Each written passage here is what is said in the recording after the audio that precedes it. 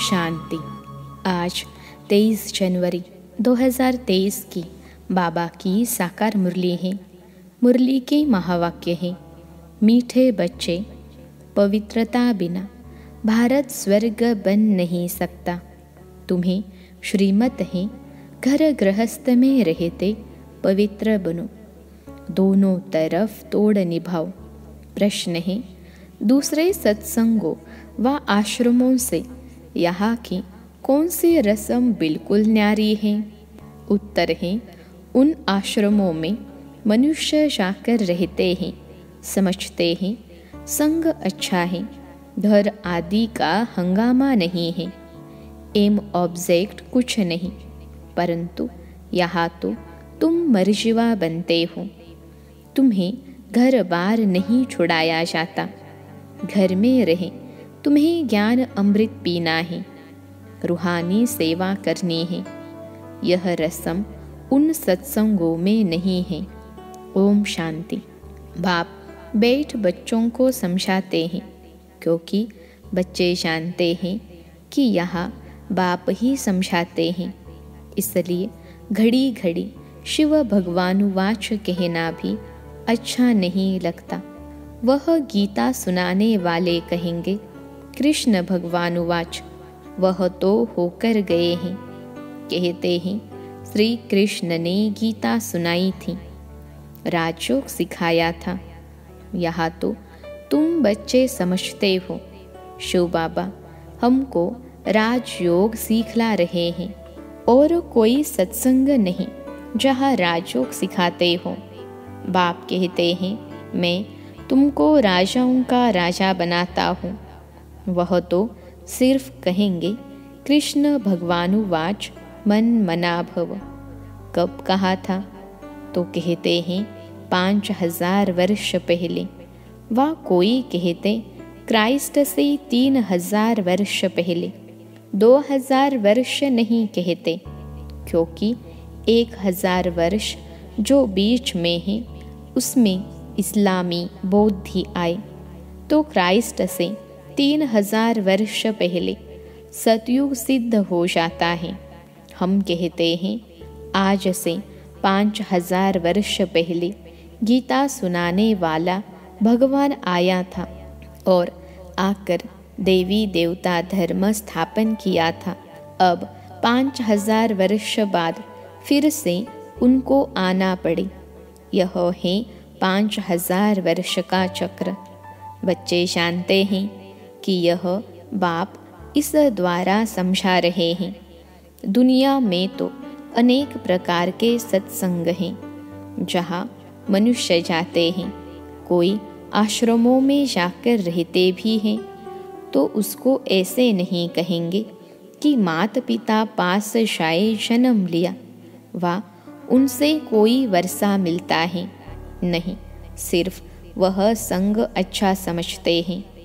वहाँ घर आदि का कोई भी हंगामा नहीं होता।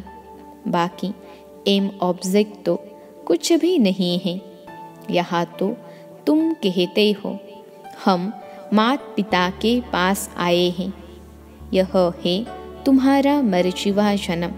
वह लोग बच्चे को एडॉप्ट करते हैं, तो वह जाकर उनका घर बसाता है। यहाँ वह रस्म नहीं है कि पियर घर ससुर घर को छोड़ यहाँ आकर बैठे। यह हो नहीं सकता। यहाँ तो गृहस्थ में रहते कमल फूल समान रहना है। कुमारी है व कोई भी है, उनको कहा जाता है, घर में रहे रोज ज्ञान अमृत पीने आओ। नॉलेज समझकर फिर औरों को समझाओ, दोनों तरफ तोड़ निभाओ। गृहस्थ व्यवहार में भी रहना है, अंत तक दोनों तरफ निभाना है। अंत में यहाँ रहे या वहाँ रहे, मौत तो सभी का आना है। कहते हैं राम गयो रावण गयो, तो ऐसे नहीं कि सभी को यहाँ आकर रहना है। यह तो निकलते तब हैं जब विष के लिए उनको सताया जाता है। कन्याओं को भी रहना घर में है। मित्र संबंधियों की सर्विस करनी है। सोशल वर्कर तो बहुत हैं, गवर्नमेंट इतने सबको तो अपने पास रख नहीं सकती। वह अपनी गृहस्थ व्यवहार में रहते हैं, फिर कोई न कोई सेवा भी करते हैं। यहाँ तुमको रूहानी सेवा करनी है, गृहस्थ व्यवहार में भी रहना है। हाँ, जब विकार के लिए बहुत तंग करते हैं तो आकर ईश्वरीय शरण लेते हैं। यहाँ विष के कारण बच्चियाँ मार बहुत खाती हैं और कहा भी यह बात नहीं है। यहाँ तो पवित्र रहना पड़ता है। गवर्नमेंट भी पवित्रता चाहती है, परंतु गृहस्थ व्यवहार में रहते पवित्र बनाने की ताकत ईश्वर में ही रहती है। समय ऐसा है जो गवर्नमेंट भी चाहती है कि बच्चे जास्ती पैदा न हो, क्योंकि गरीबी बहुत है, तो चाहते हैं भारत में पवित्रता हो, बच्चे कम हो। बाप कहते हैं बच्चे पवित्र बनो तो पवित्र दुनिया के मालिक बनेंगे। यह बात उन्होंने बुद्धि में नहीं है। भारत पवित्र था, अभी अपवित्र है। सभी आत्माएं खुद भी चाहती हैं कि पवित्र बने। यहाँ दुख बहुत है। तुम बच्चे जानते हो कि पवित्रता बिगर भारत स्वर्ग हो नहीं सकता। नरक में है ही दुख। अब नरक तो और कोई चीज़ नहीं। जैसे गरुड़ पुराण में दिखाते हैं, वैतरणी नदी है जिसमें मनुष्य गोते खाते हैं। ऐसे तो कोई नदी है नहीं जहाँ सजाएं खाते हो। सजाएं तो गर्भ जेल में मिलती है। सतयुग में तो गर्भ जेल होता नहीं, जहाँ सजाएं मिले गर्भ महल होता है। इस समय सारी दुनिया जीती जागती नरक है, जहाँ मनुष्य दुखी रोगी हैं, एक दो को दुख देते रहते हैं। स्वर्ग में यह कुछ होता नहीं। अब बाप समझाते हैं, मैं तुम्हारा बेहद का बाप हूँ, मैं रचयिता हूँ, तो ज़रूर स्वर्ग नई दुनिया रचूँगा। स्वर्ग के लिए आदि सनातन देवी देवता धर्म रचूँगा। कहते हैं तुम मात पिता कल्प कल्प यह राजयोग सिखाया था। ब्रह्मा द्वारा बैठ सभी वेद शास्त्रों के आदि मध्य अंत का राज समझाते हैं। बिल्कुल अनपढ़ को बैठ पढ़ाते हैं। तुम कहते थे ना, हे भगवान आओ, पति तो वहाँ जा न सके, तो पावन बनाने लिए उनको ज़रूर यहाँ आना पड़े। तुम बच्चों को याद दिलाते हैं कि कल्प पहले भी तुमको राजयोग सिखाया था। पूछा जाता है कि आगे कभी यह नॉलेज ली है, तो कहते हैं हाँ, 5000 वर्ष पहले हमने यह ज्ञान लिया था। यह बातें हैं नहीं। नया युग नया धर्म फिर से स्थापन होता है। सिवाय ईश्वर के यह देवी धर्म कोई स्थापन कर नहीं सकता। ब्रह्मा विष्णु शंकर भी नहीं कर सकते, क्योंकि वह देवताएं स्वयं रचता है। स्वर्ग का रचयिता मात पिता चाहिए। तुमको सुख घनेरे भी यहाँ चाहिए। बाप कहते हैं रचता मैं भी हूँ, तुमको भी ब्रह्मा मुख द्वारा मैंने रचा है। मैं मनुष्य सृष्टि का बीज रूप हूँ। भल कोई कितना भी बड़ा साधु संत आदि हो, परंतु किसके भी मुख से ऐसे नहीं निकलेगा। यह है गीता के अक्षर, परंतु जिसने कहा है वही कह सकता है, दूसरा कोई कह न सके। सिर्फ फर्क यह है कि निराकार के बदले श्री कृष्ण को भगवान कह देते हैं। बाप कहते हैं मैं मनुष्य सृष्टि का बीज रूप परम धाम में रहने वाला निराकार परमात्मा हूँ। तुम भी समझ सकते हो, साकार मनुष्य तो अपने को बीज रूप कह न सकें, ब्रह्मा विष्णु शंकर भी नहीं कह सकते। यह तो जानते हैं कि सबको रचने वाला शिव बाबा है।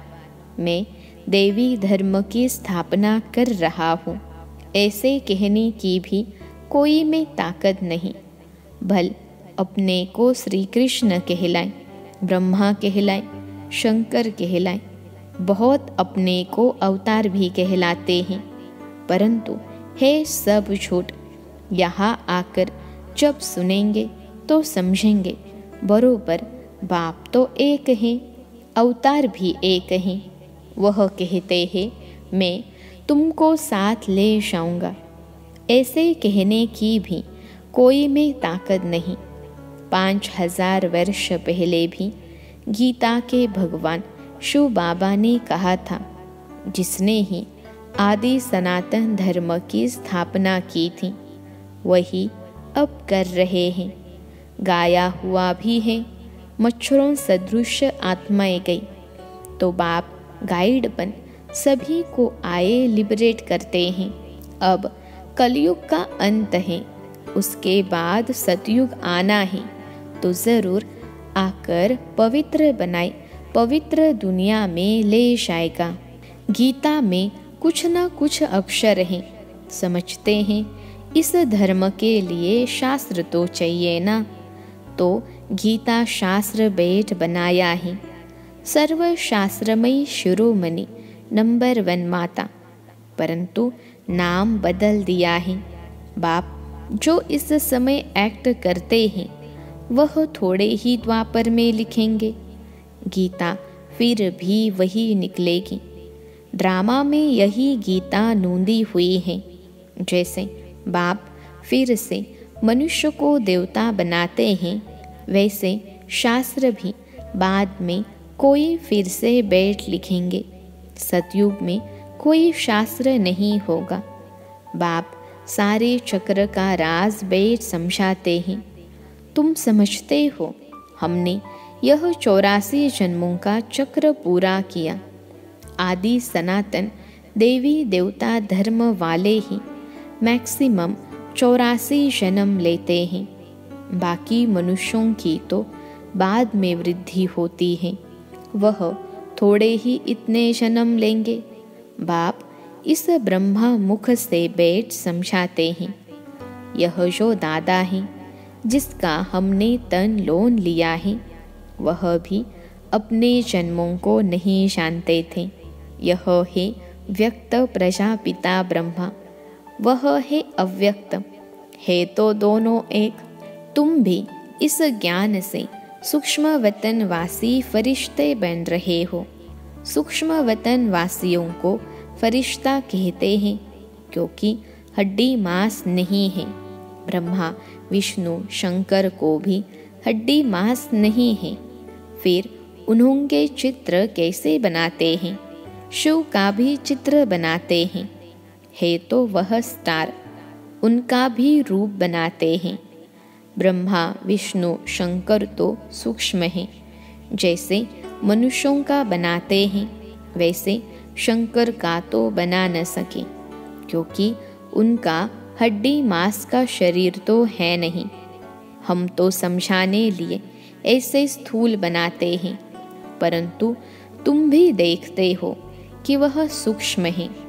अच्छा, मीठे मीठे सिखिलते बच्चों प्रति माता पिता बाप दादा का याद प्यार और गुड मॉर्निंग। रूहानी बाप की रूहानी बच्चों को नमस्ते।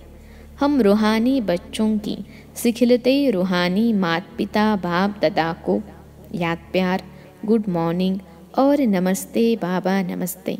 रात्रि क्लास 13 जून 1968। मनुष्य 2 चीज़ को ज़रूर चाहते हैं, एक है शांति, दूसरा सुख। विश्व में शांति व अपने लिए शांति, विश्व पर सुख व अपने लिए सुख की चाह रहती है मनुष्यों को।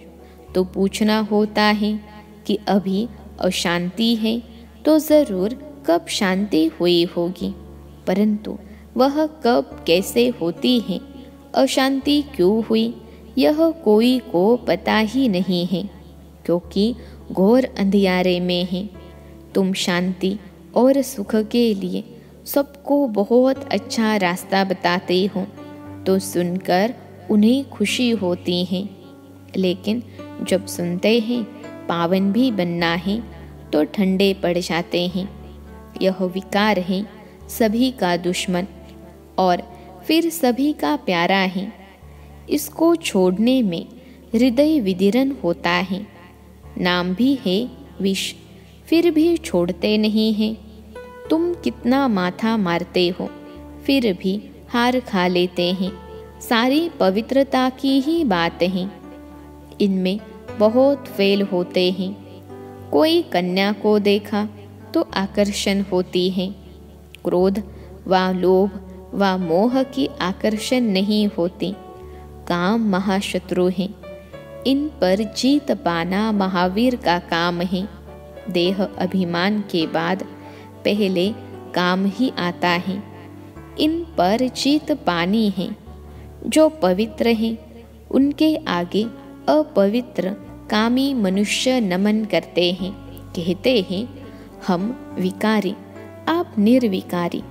ऐसे नहीं कहते हम क्रोधी लोभी।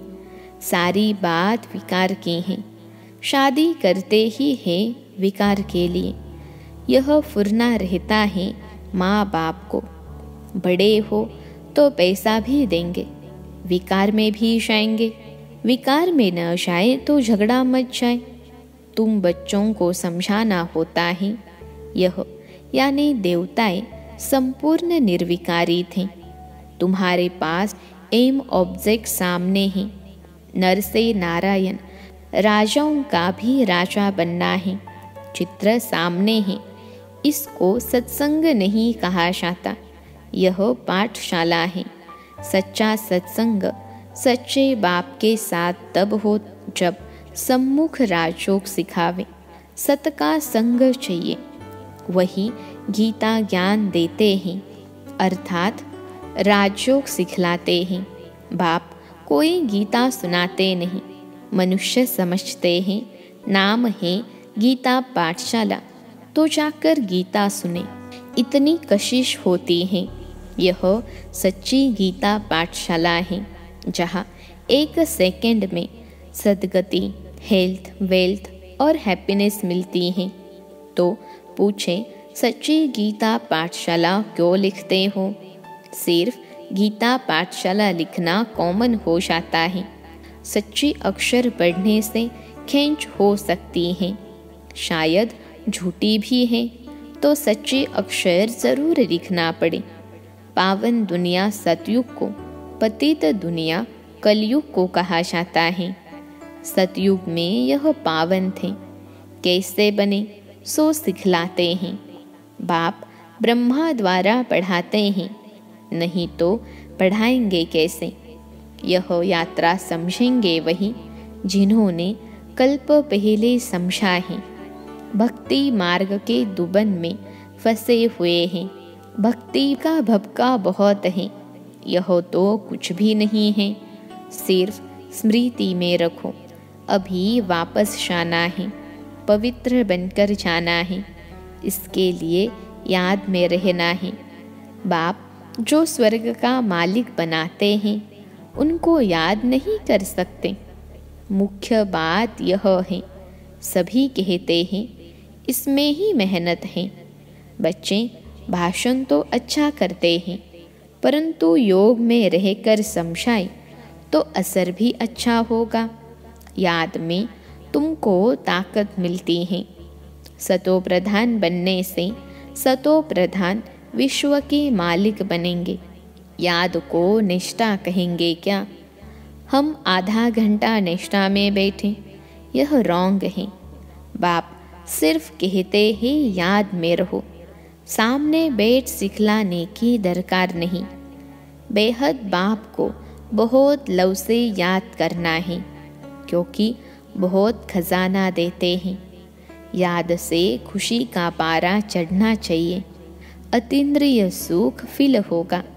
बाप कहते हैं तुम्हारी यह लाइफ बहुत वैल्यूबल है, इनको तंदुरुस्त रखना है।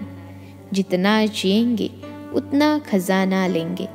खजाना पूरा तब मिलेगा जबकि हम सतो प्रधान बन जाएंगे। मुरली में भी बल होगा। तलवार में जौहर होता है ना, तुम्हारे में भी याद का जौहर पड़े तब तलवार तीखी हो। ज्ञान में इतना जौहर नहीं है, इसलिए किसको असर नहीं होता है। फिर उनके कल्याण लिए बाबा को आना है। जब तुम याद में जौहर भरेंगे तो फिर विद्वान आचार्य आदि को अच्छा तीर लगेगा। इसलिए बाबा कहते हैं चार्ट रखो। कई कहते हैं बाबा को बहुत याद करते हैं, परंतु मुख नहीं खुलता। तुम याद में रहो तो विकर्म विनाश होंगे।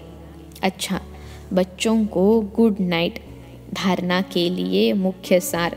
पहली पॉइंट है घर में रहते भी रूहानी सेवा करनी है, पवित्र बनना और बनाना है। दूसरी पॉइंट है इस जीते जागते नरक में रहते हुए भी बेहद के बाप से स्वर्ग का वर्षा लेना है। किसी को भी दुख नहीं देना है। आज का वरदान है अपनी सर्व विशेषताओं को कार्य में लगाकर उनका विस्तार करने वाले सिद्धि स्वरूप भव। अपनी सर्व विशेषताओं को कार्य में लगाकर उनका विस्तार करने वाले सिद्धि स्वरूप भव। विश्लेषण है जितना जितना अपनी विशेषताओं को मनसा सेवा व वाणी और कर्म की सेवा में लगाएंगे तो वही विशेषता विस्तार को पाती जाएगी। सेवा में लगाना अर्थात एक बीज से अनेक फल प्रकट करना। इस श्रेष्ठ जीवन में जो जन्म सिद्ध अधिकार के रूप में विशेषताएं मिली है, उनको सिर्फ बीज रूप में नहीं रखो, सेवा की धरनी में डालो तो फल स्वरूप अर्थात सिद्धि स्वरूप का अनुभव करेंगे।